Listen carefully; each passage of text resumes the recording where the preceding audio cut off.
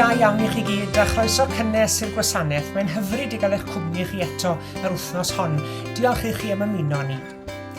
Cyn i ni fynd mlaen na'n hoedfa, gael eich gwahodd chi i ymuno â fi mewn gweddi dawel wrth i ni gofio gyda'n gilydd am y sefyllfa drychinebus mas yn Wcrain. Gweddiwn. O Dduw ein Tad, gweddiwn dros Wcrain. Gweddiwn dros bobl Wcrain a phobl Rwsia, a dros eu gwleidyddion a'u harweinwyr. Gweddiwn dros bawb sy'n ofnus y bydd ddifreichiau tragwyddol yn ei dal a'u cynnal yn yr amser hwn o ddychryn ac ofn mawr. Gweddiwn dros bawb sy'n dal grym ac yn medru penderfynu rhwng bywyd a marwolaeth, y bydd iddy'n ddewis i bawb gael byw a derbyn bywyd yn ei holl gyflawnder. Gweddiwn dros yr rhai sy'n dewis rhyfela, y bydd iddynt gofio i ti gyfarwyddo dy bobl i droi eu cleddyfain geibiau a cheisio heddwch. Yn anadim arglwydd, gweddiwn heddiw am heddwch i'r Wcrain, a gofynnwn hyn yn enw dy fab bendigedig Iesu Grist. Amen.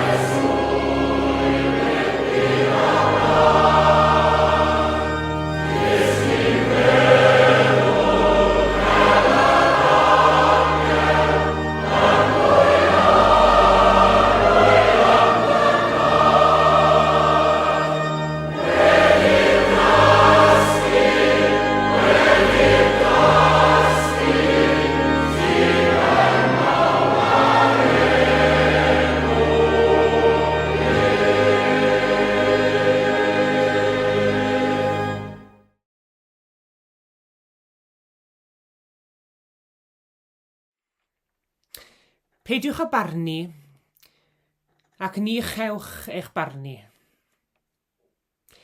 Peidiwch â chondemnio, ac ni chewch eich condemnio. Myddeiwch, ac fe fyddeir i chwi. Rhowch, ac fe roer i chwi. Rhoer yn ôl côl fesur da, wedi wasgu lawr ei ysgwyd yn hyd nes gorlifo. Oherwydd ar mesur yr hwch yr hoer yn ôl i chwi. Adroddodd hefyd ddameg wrthynt.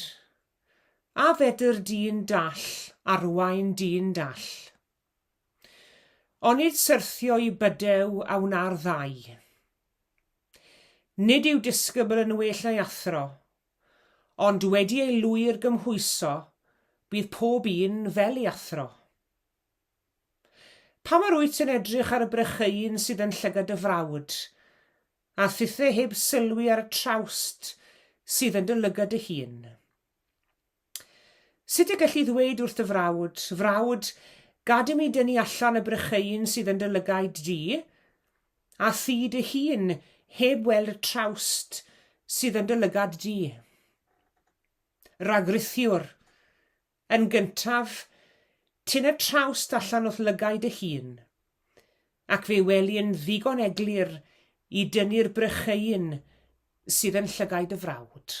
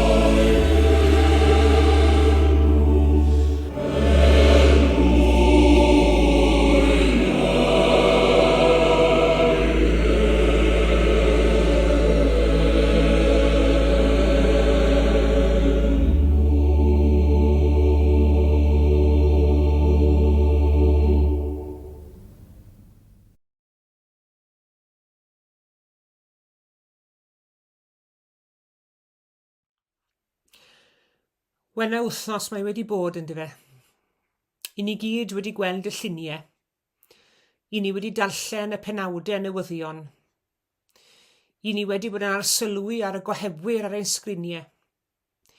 I ni wedi gweld tanciau yn gwneud i ffordd i Kiev. Ni wedi gweld milltiroedd o geir yn gwneud i ffordd mas o'r Wcrain. Ni wedi gweld delweddau o famau a phlant yn ysu am adael i gwlad ar droed yn gwthio eu plant bach drwy'r oerfel. Ni wedi gweld bomiau yn goleuo'r awyr yn y nos. Ni wedi clywed i sŵn yn codi braw. I ni wedi datgan dro ar ôl tro pa mor ofnadwy ac erchyll yw'r sefyllfa hon. I ni wedi bod yn gwylio'r munudau hanesyddol trychinebus hyn yn datblygu o flaen ein llyged ni mewn amser real. Ac i ni gyd wedi teimlo mor ddiymadferth. I ni wedi gweld yr un geiriau'n ymddangos drosodd a throsodd ar y cyfryngau cymdeithasol gweddiwch dros Wcrain. Wrth allan y storiau sydd wedi bod yn newyddion dros y dyddiau diwetha, i ni wedi sylweddoli'r hyn sydd yn y fantol yn ni. Yn gweld yr hyn sy'n diffinio pobl Wcrain. Oedd un cwmni teledu yn dangos grŵp o bobl yn yr Wcrain ar ei gliniau yn gweddio mewn man cyhoeddus yn ystod oriau cynta'r ymysodiad ar y wlad. A dyna'r bobl i ni'n ei gweld nhw. Mae cymaint o bobl nad i ni'n ei gweld nhw. Cymaint o bobl sy'n addoli ac yn gweddio o'r neilltu mewn mannau allan o lygaid y byd. Ac yn rhyfedd iawn by'r eglwys yn yr Wcrain yn eglwys danddeiarol am ddegawdau. Pan oedd yr Wcrain yn cael ei reoli gan Rwsia, doedd dim dewis gan yr eglwys, ond addoli mewn mannau cudd. A dyma ni, mae'r eglwys yn addoli dan y ddeiar unwaith eto.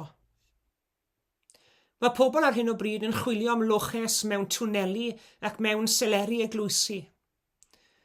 A thra bod degau o filoedd o bobl yn gwneud i gorau i ddianc o'r wlad, mae nifer wedi aros ar ôl, y bobl grefyddol ac arweinwyr eglwysig.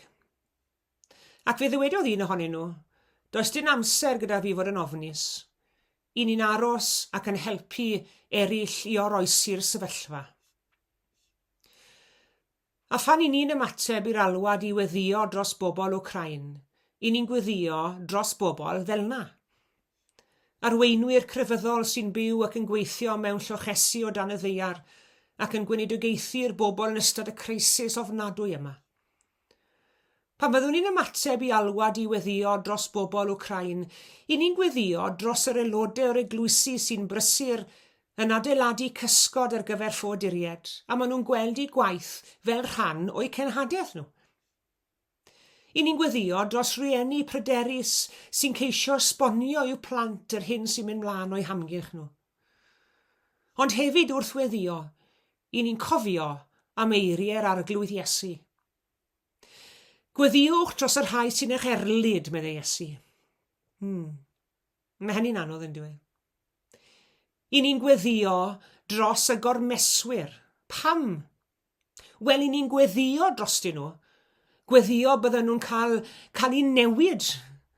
Yn gweddio drostyn nhw bydd eu calonnau caled yn cael eu meddalu.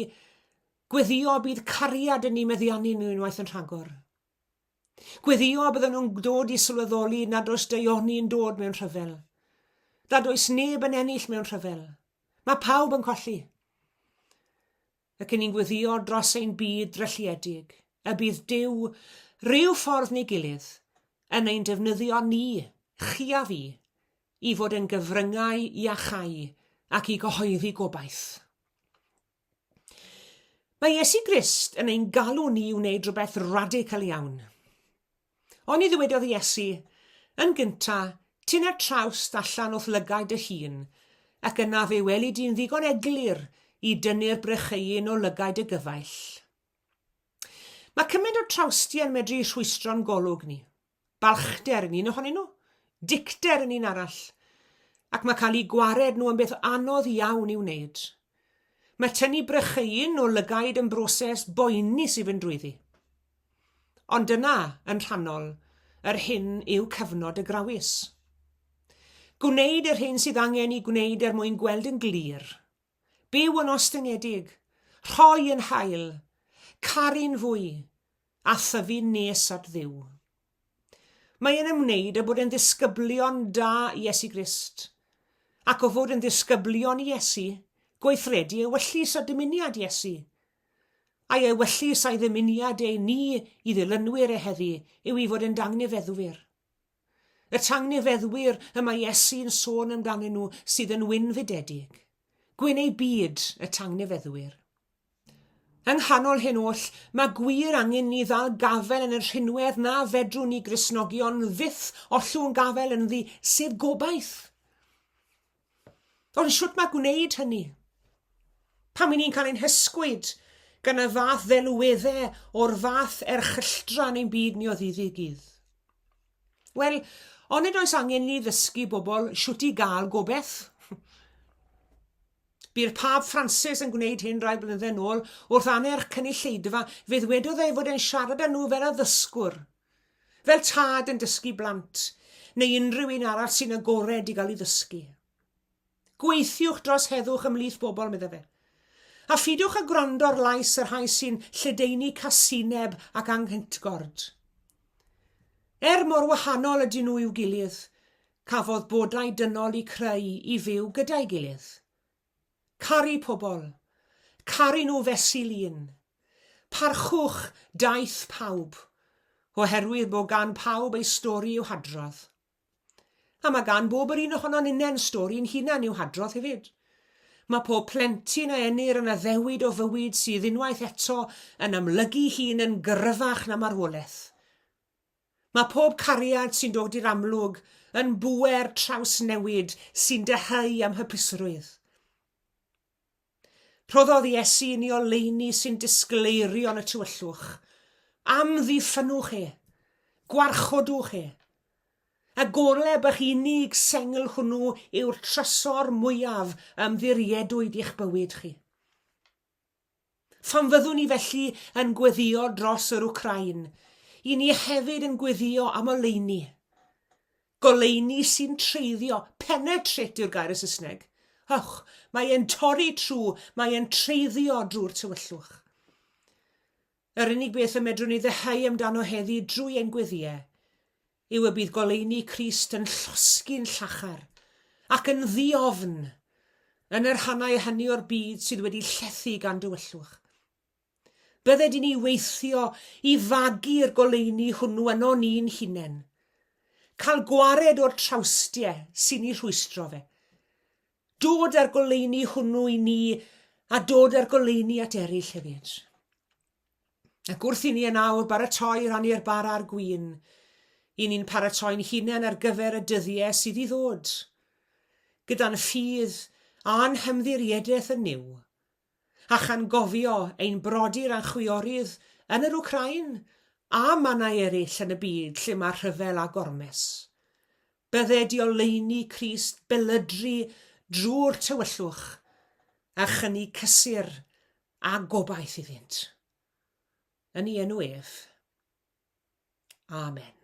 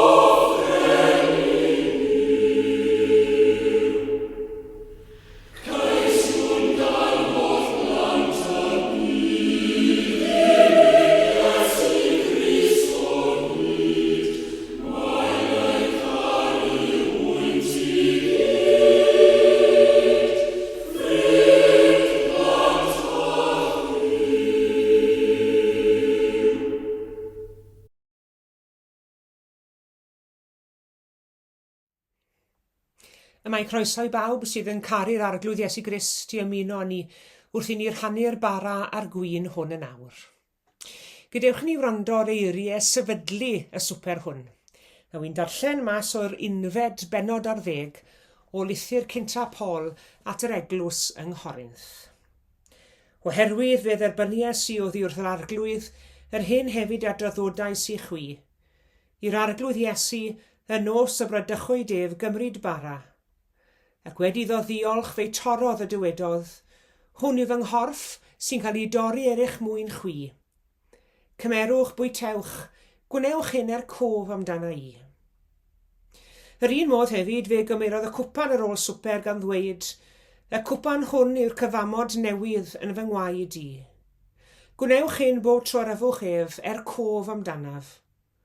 Oherwydd bob tro y byddwch yn bwyta'r bara hwn ac yn yfed y cwpan hwn, yr ydych yn cyhoeddi marwolaeth yr arglwydd, hyd nes y daw.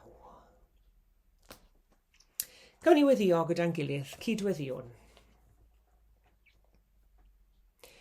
Ein tad yr hwnnwyt yn y nefoedd, dyw a thad ein harglwydd a'n gweredwr Iesu Grist. Edrych arno ni nawr o Dduw, wrth i ni gyfarfod o amgylch dy fwrdd di heddi. Yn diolch bod y fwrdd di'n fwrdd llydan iawn arglwydd ac yn cwmpasu rhyw ardal fawr iawn yn ddeiryddol. Diolch am bod ni gyd yn medru cyfranogi o'r bara ac o'r gwyn hwn heddi, pa le bynnag yr un ni. I ni'n diolch i ti arglwydd nad yw dy fwrdd di fyth yn wag, bod y blant wedi cyfranogi ohono ar hyd yr oesoedd. Diolch bod yma ddigon ar gyfer ein heisiau ni gyd, nerth a gobaith a diddanwch am y ddeiant.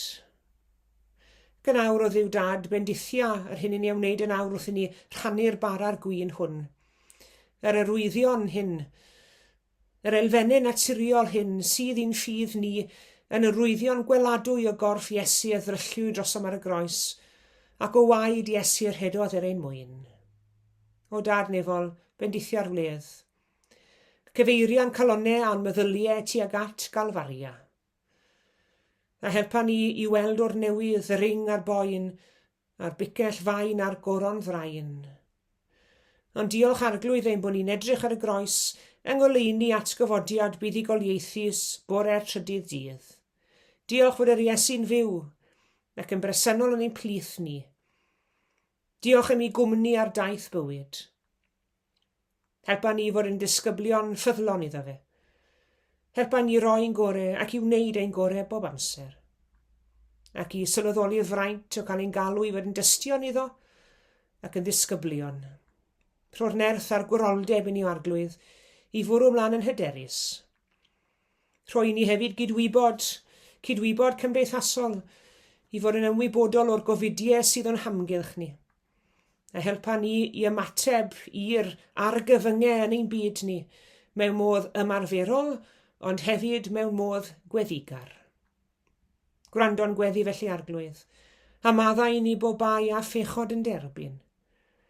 Gofyn nhw'n hyn yn enw Iesu, ein harglwydd a'n gwaredwr. A'n dysgodd ni wrth weddio i ddweud gyda'n gilydd. Ein tad, yr hwnnwyt yn y nefoedd, sancteiddiau'r denw, diled y deyrnas, gwneler de wyllus, megis yn y nef, felly ar y ddeiar hefyd. Dyro i ni heddiw ein bara beinyddiol, a madda i ni ein dyledion, fel y myddeiwn unau un dyledwyr. Ac nac arwai ni brofedigaeth, eithir gwared ni'r rhaw drwg, can i seiddo ti o deyrnas, a'r nerth, a'r gogoniant, yn oes oesoedd. Amen. Yr arglwydd Iesu yn nos y bradychwyd ef a gymrodd fara, ac wedi diolch i Dduw amdano fe torodd a dywedodd, hwn yw fy nghorff sy'n cael ei dorri eich mwyn chwi. Cymerwch bwytewch, gwnewch hyn cof amdana i.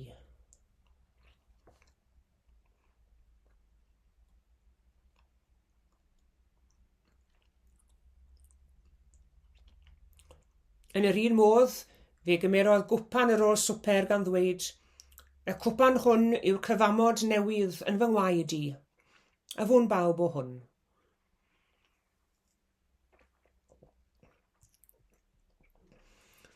Oherwydd bob tro byddwch yn bwyta'r bara hwn, ac yn yfed y cwpan hwn, yr ydych yn cyhoeddi marwolaeth yr arglwydd, hyd nes y daw.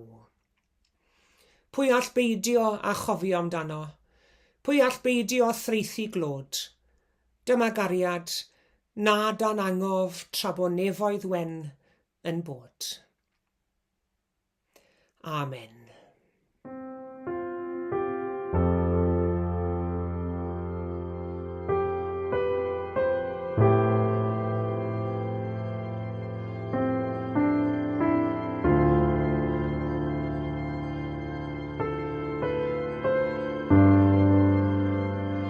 Diolch yn fawr iawn i chi gyd am eich cwmni yn yr oedfa heddi. Tan y Sul nesaf, cadwch yn ddiogel ac yn iach. A gras ein harglwydd Iesu Grist a chariad Duw a chymdeithas yr Ysbryd Glân, a fyddo gyda ni oll. Amen.